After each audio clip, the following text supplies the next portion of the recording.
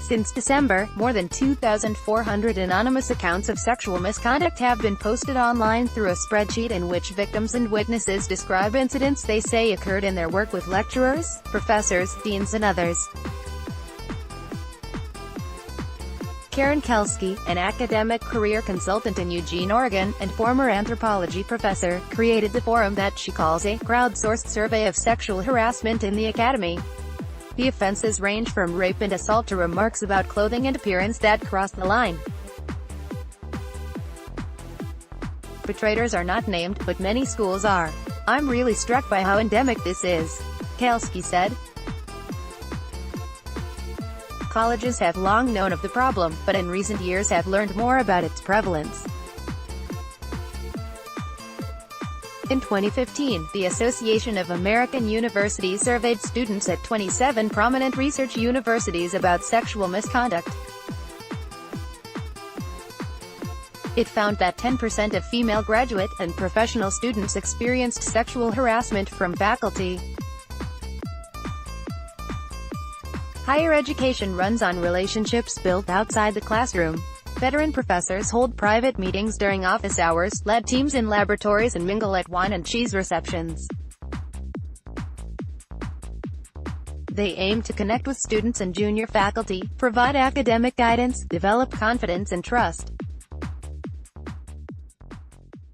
Too often, women say, men who hold these positions of privilege and power on college campuses have abused that trust. Harvard President Drew Gilpin Faust, the first woman to hold that position, said "If you go out for drinks with the people in your lab, what are the implications of a situation like that?" Faust said. "Professors must ensure their influence is wielded in an ethical way," Faust said. "We intend to have our faculty be accountable for how they use their power." For colleges, the intensified scrutiny of professors marks a second phase in a profound shift of thinking about sexual misconduct that began several years ago with a spotlight onto sexual violence among students. Schools are scrambling to assure campus communities that they understand the problem encompasses faculty, too. Allegations of professorial sexual misconduct have surfaced at Dartmouth College, Berklee College of Music and other schools across the country. Here are 3 allegations that have been re-examined or brought to light this year. Sexual harassment allegations have roiled Harvard this year following a report about a political scientist, Terry Carl, who left the university faculty in the early 1980s after enduring what she called unwanted sexual advances from a more senior colleague. Harvard found that Professor Jorge I. Dominguez, responsible for serious misconduct at the time, according to the Chronicle of Higher Education, but he stayed at the university and rose to become vice provost for international affairs. The Chronicle has reported that several more women are now accusing Dominguez of inappropriate conduct. Harvard has pledged a full and fair review of the allegations. In 2000, Seo-Young Chu was a graduate student at Stanford. That year, Jay Fliegelman, a well-known English professor, raped her, she said.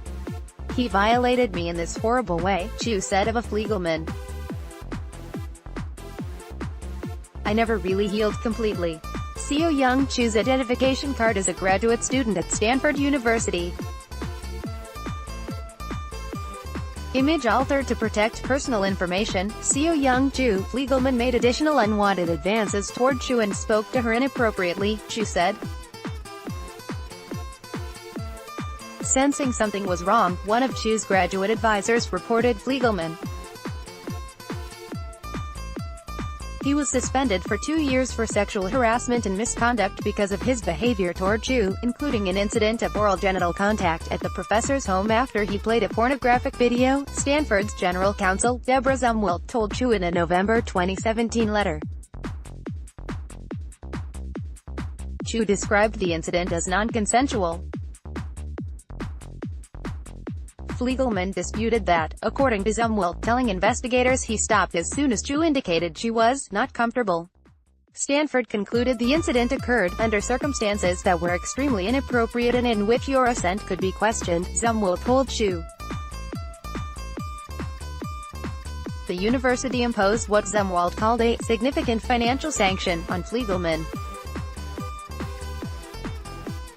At the time, he disputed many of the findings, according to the letter, but apologized for the pain he caused Chu and declared himself very ashamed.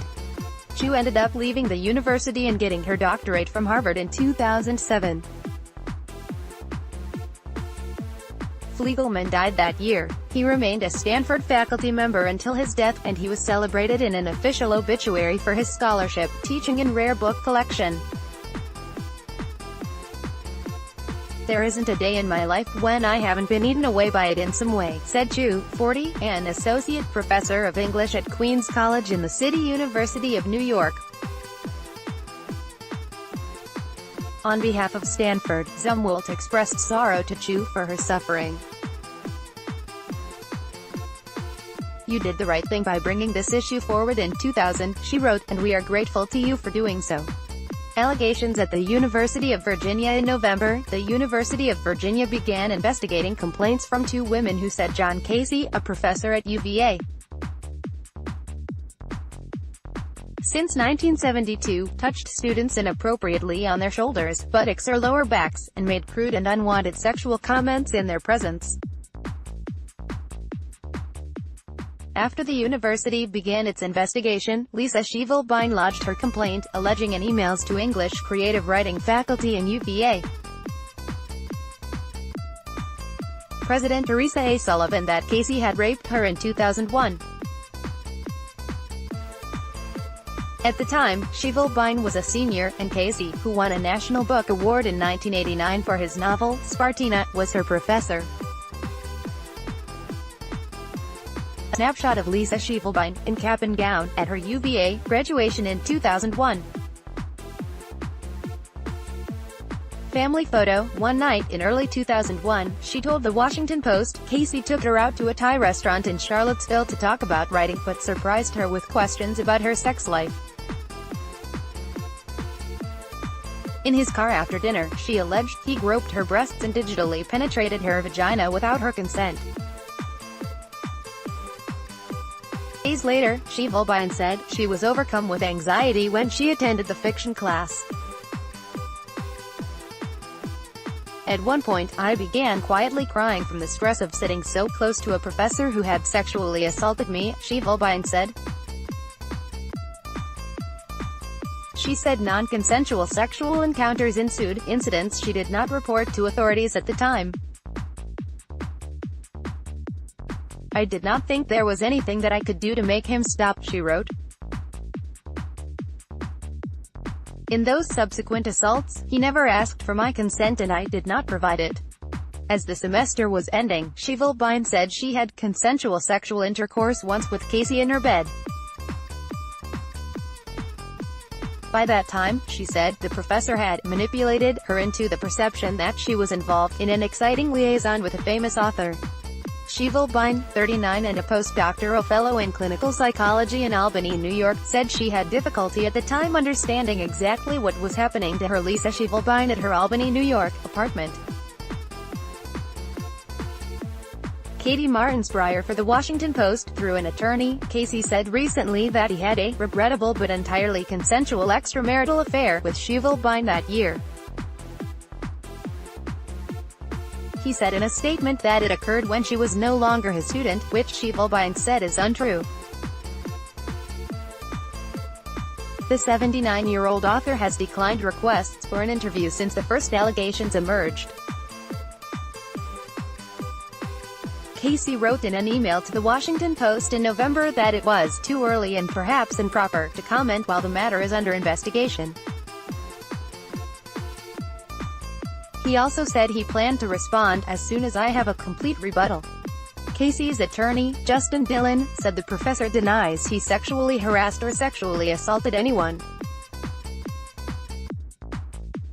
The university said in late November that Kelsky would step away from teaching and advising duties in the creative writing program while it completes the investigation.